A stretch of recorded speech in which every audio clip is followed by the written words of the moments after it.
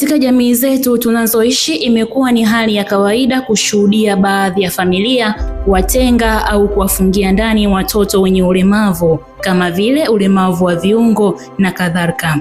Hali hii inawaathiri watoto wengi kisaikolojia na kuhisi kuwa wao ni tofauti na watoto wengine. Miriam Chirwa ni miongoni mwa watoto wenye changamoto ya uoni hafifu, lakini licha ya changamoto hiyo, Miriam Chirwa ni mwimbaji wa nyimbo za Injili, ambapo upekee wake na ubunifu wake katika karama hiyo imewavutia watu wengi kupenda na kufuatilia kazi zake. Miriam Chirwa alizaliwa tarehe 15 Septemba 1998 huko Makongo Juu, Kinondoni, jijini Dar es Salaam, ambapo alizaliwa akiwa na ulemavu wa macho.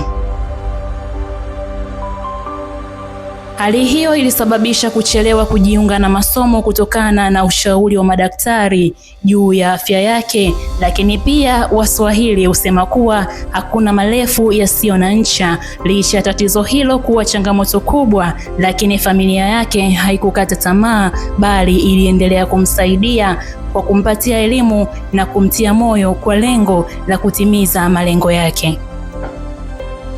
Miriam Chirwa alianza safari yake ya muziki akiwa na umri mdogo. Nyimbo zake za Injili zilijulikana kwa kusheheni ujumbe wa kuelimisha na kuwapa matumaini watu wenye kadhia mbalimbali.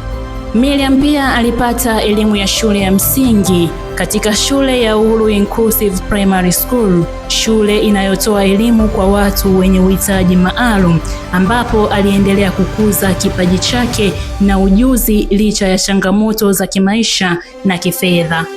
Miongoni mwa nyimbo za Miriam Chirwa ni Mwana wa Mungu, Subira, ambazo zinaakisi ujumbe wake wa kutokata tamaa.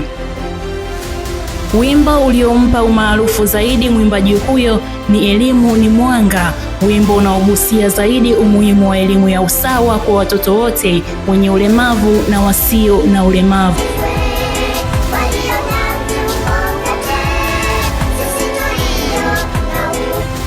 Chirwa alipewa nafasi kubwa akiwa na umri mdogo, ikiwa ni pamoja na kushiriki maadhimisho ya siku ya mtoto wa Afrika duniani katika makao makuu ya Umoja wa Mataifa huko Addis Ababa.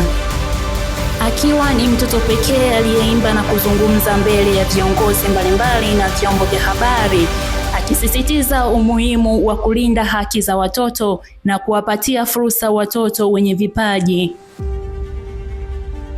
Lakini pia changamoto ni sehemu ya maisha. Miriam Chirwa amekuwa akipatwa na changamoto anuai, ikiwemo upungufu wa vifaa vya kuandikia kama vile mashine, ukosefu wa msaada wa kifedha mwanzoni mwa safari yake ya kimuziki.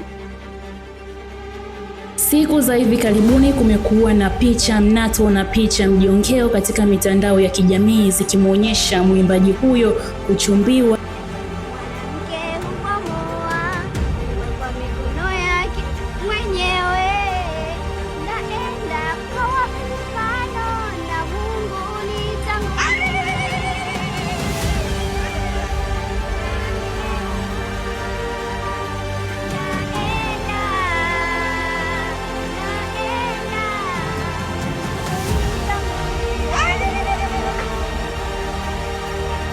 Kwa jamii ya sasa tunajifunza ya kwamba ulemavu si laana, si aibu na si mzigo. Ni binadamu kamili mwenye haki ya kupendwa, kushiriki katika jamii kama watoto wengine. Makala hii imesimuliwa kwako na Fausta Sanga na hii ni FGA TV.